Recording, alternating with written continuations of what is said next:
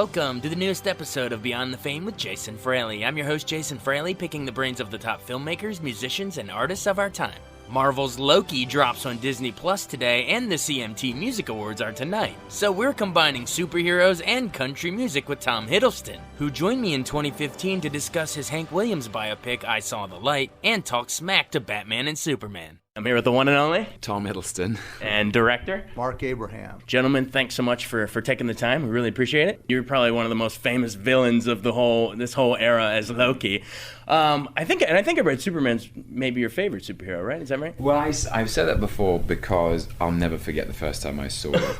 I must have seen Superman directed by Richard Donner with Christopher Reeve when I was 5 or 6 years old. 1978. Yeah, and I probably saw it on VHS or on television, and I was like, I don't think I've ever seen anything greater than that in all my days. There are only 5 years worth of days, but as a kid, Christopher Reeve was I'll never forget it. He was the first real superhero. What would Loki, what would his strategy be against Batman and Superman? How would he take both of them out?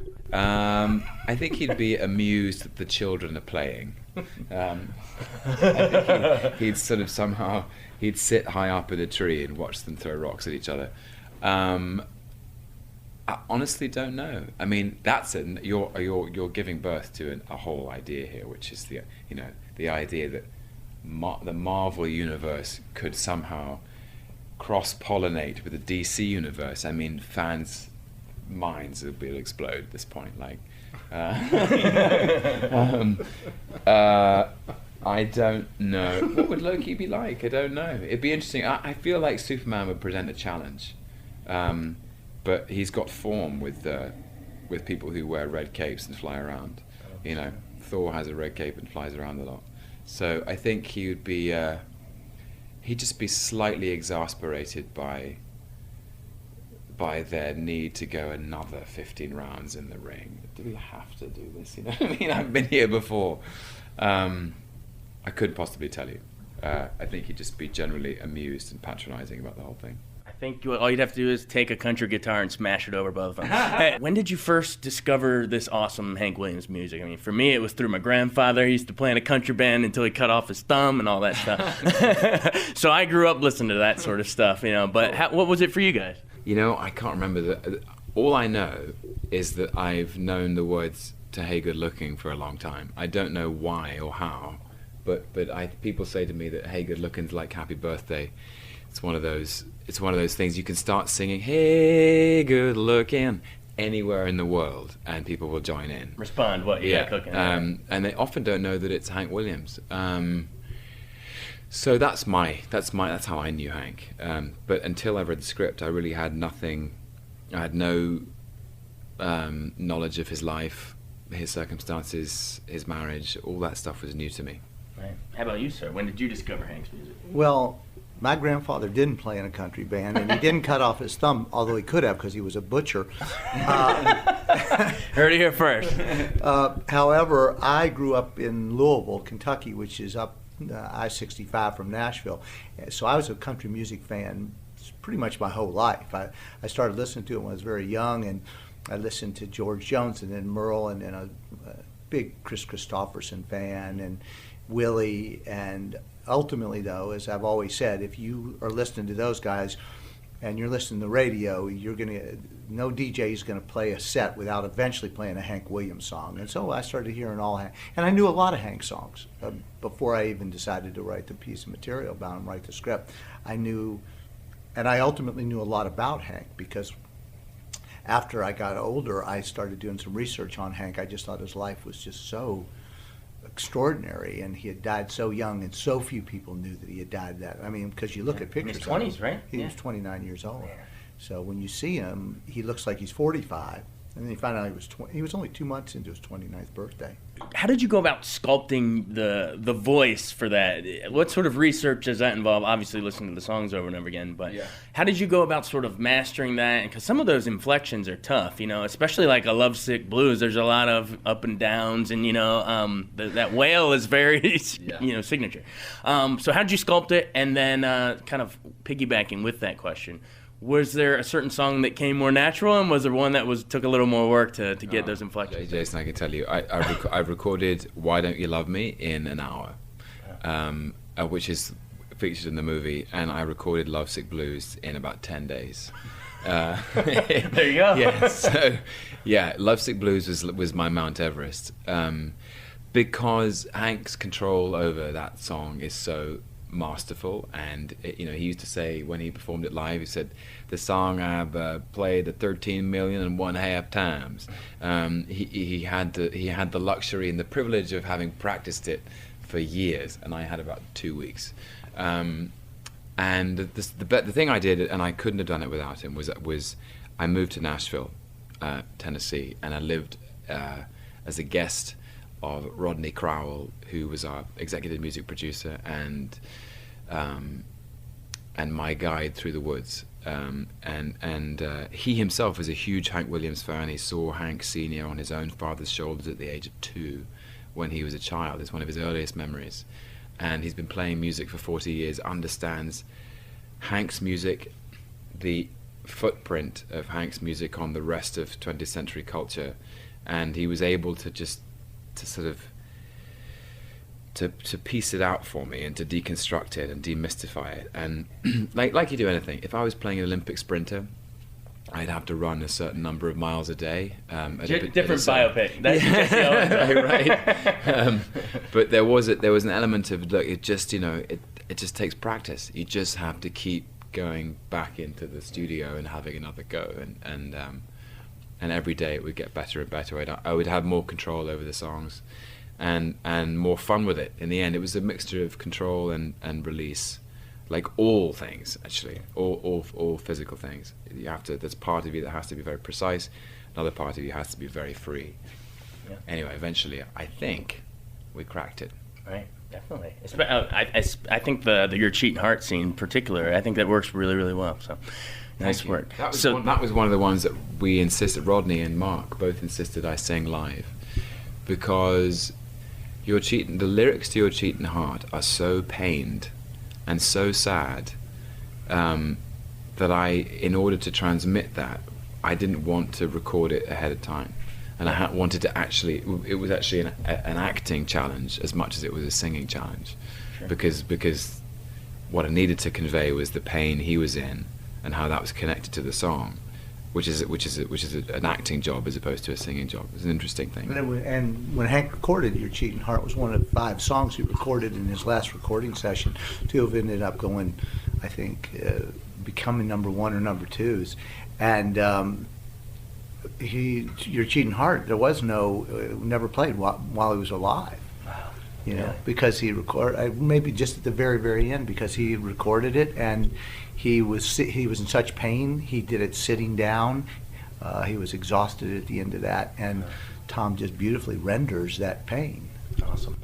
Now, so cracking the vocal structure and everything was sort of his job, but for you, I thought I picked up on some little directorial symbolism you're going. He's often lying down in the back of cars. Is that something that was in the script, or did you write that not in the script and then you came at that from as a director, or was that even conscious? Well, I mean, the thing is that Hank was in pain. His back was always painful for him. They didn't discover he had spina bifida occulta until he was much older. So pretty much whenever he had a chance to lie down, he did. He took the weight off. And in those days, traveling around, they didn't have tour buses like Willie's got these days. They were traveling around in the back of that Packard, and it was painful. It was exhausting. And Hank, he was the big boss, so he commandeered as much space as he possibly could. And that it was a conscious effort. So was there a little foreshadowing in it, or more just his back hurt? I think, well, that's an interesting question. I think mostly it was about his back really hurting. Right. was the truth of it. You have to make these. We do have to make these interpretations of it. And look for that stuff. Yeah, what we strove for always, Jason, was authenticity. We were really trying to make sure that the film and not, iconic much more human. The film is a very human portrait of him. It's not the big moments in his life. It's actually mostly the small moments in his life that we really were striving for. So when you pick up on that, it's really about just a guy who was making his way around the country trying to sell his music. Definitely. Take me into, so that's sort of a director question. Let's go into a writer sort of thing. The framing device with, Bradley Whitford, kind of recalling and sort of like, director dress sort of docu-style. Tell me into how you made that decision, and if you'll indulge me, I was you could have gone another direction too. Are you aware of David Allan Coe's The Ride? With that song, The Ride, where the stranger picks up, he's a Thurman from Montgomery with the guitar on his back and picks up the ghost of Hank Williams. So you could have gone that route, but how do you decide on which route? Well, that it's a little more supernatural. Yeah, that's a little supernatural and takes place at midnight, I think. And I think so. We'd have had a very dark movie. But it's really light as it is. but I think that what I loved about the Bradley Whitford character was I tried not to make it so much that you knew he was speaking in the past or in the future. He was just talking about Hank. And Bradley's a wonderful actor, and there's a certain amount of just a spontaneous way that we did that. My goal in that was simply that there's a lot of information that takes place in movies, and particularly movies that are about real people. And you can do it a lot of different ways. You can have the dialogue have a lot of exposition, which is my least favorite thing in the world. You'll notice, and obviously you're paying attention to a lot of the smaller details, even the conversations are very elliptical. Like they have conversations where they're in a hospital room, and Hank's talking to his wife Audrey, and she asks him a question, and he answers her with a question. It's very real dialogue. That's how people talk. Yeah, it's how people talk. And what I really wanted to avoid was the idea of having to have Hank or Audrey or somebody within the context of the film, particularly, giving us information about what was taking place. So I kind of cribbed it from something else. Bob Fosse used a similar technique, a great filmmaker, one I admire tremendously. And I thought that there was a way I could sort of adapt it to this and have... What Fosse is in here? Are we talking like All That Jazz or Cabaret? We're talking about in Lenny. Okay. He actually used a similar thing. It's not exactly what we did. But I thought that it was a great way to use Bradley as Fred Rose, speaking in a very, authoritative way about things he knew a lot about, and take that off the table so that our characters were free to actually have real relationships and not necessarily be Eddie the explainer. Did producing a biopic like The Hurricane help you, have experience sort of in this realm so you knew what to do when you sat down to do it? I didn't think about it much. I think I thought more about the films that other filmmakers, I think Norman Jewis is a very fine filmmaker, but I think No, I don't think so. I really but interestingly enough, films like All That Jazz and Lenny and Raging Bull, which are movies that don't really explain why Jake LaMotta, who he is, don't pick him up as a young boy getting beat up by a bunch of kids on the street, so you see he becomes a fighter. Starts and ends in the nightclub. Yeah. I love those kind of movies, and those films were much more influential for me. Gotcha. And Tom, so you, I believe, if I remember correctly, you in Midnight in Paris, you were F. Scott, right? That's right. Yes. You've had some experience playing sort of the alcoholic, womanizing type before.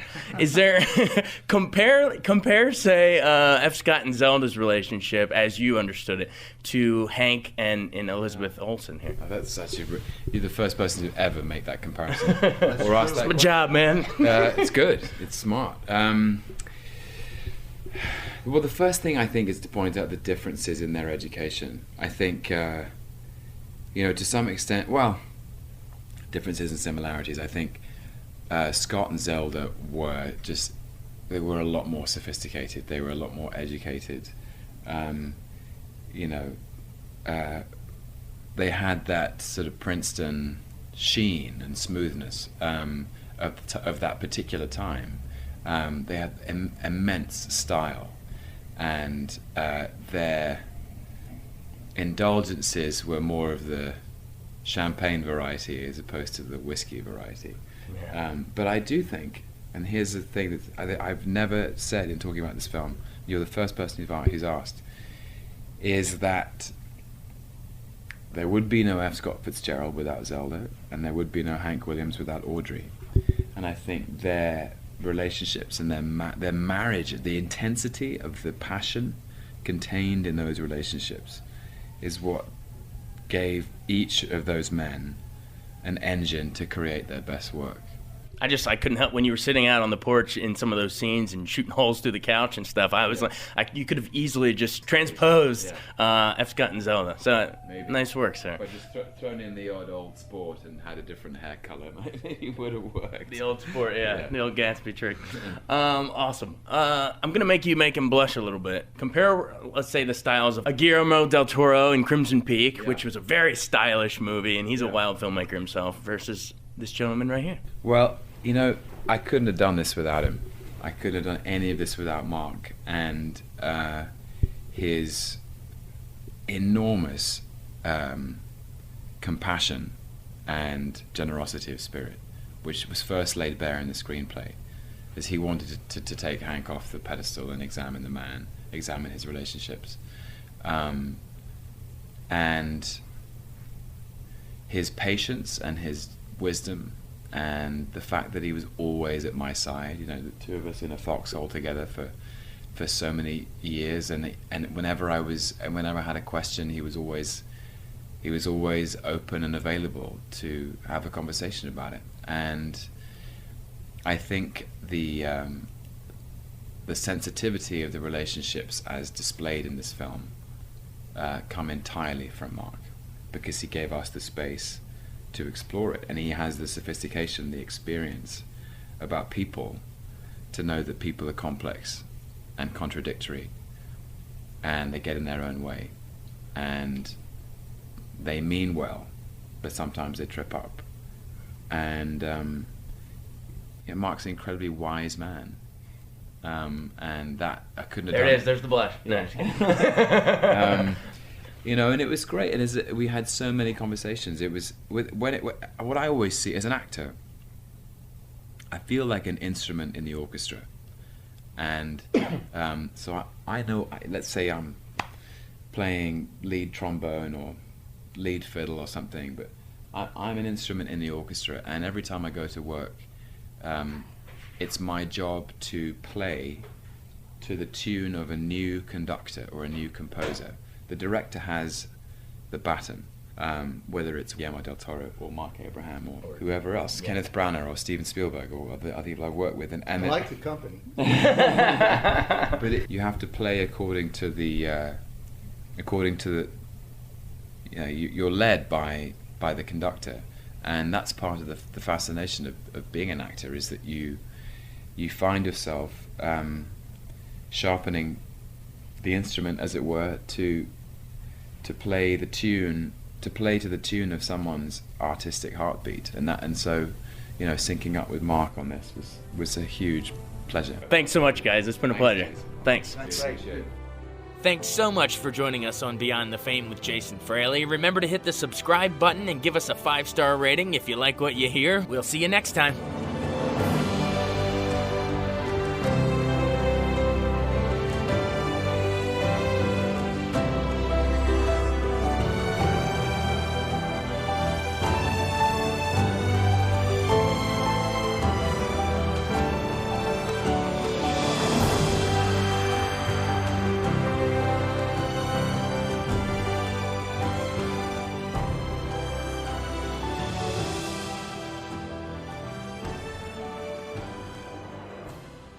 I wanted to take a second to tell you about an app I really enjoy. Living in the DC area is great, and Podcast DC gathers all of the local shows that I like all in one local app. Health, sports, local news, politics, and so much more. Podcast DC is the new local app with hundreds of DC area podcasts to choose from. I can earn exciting rewards just for listening and share the podcasts I love instantly. Available in the App Store or in Google Play, listen local with Podcast DC.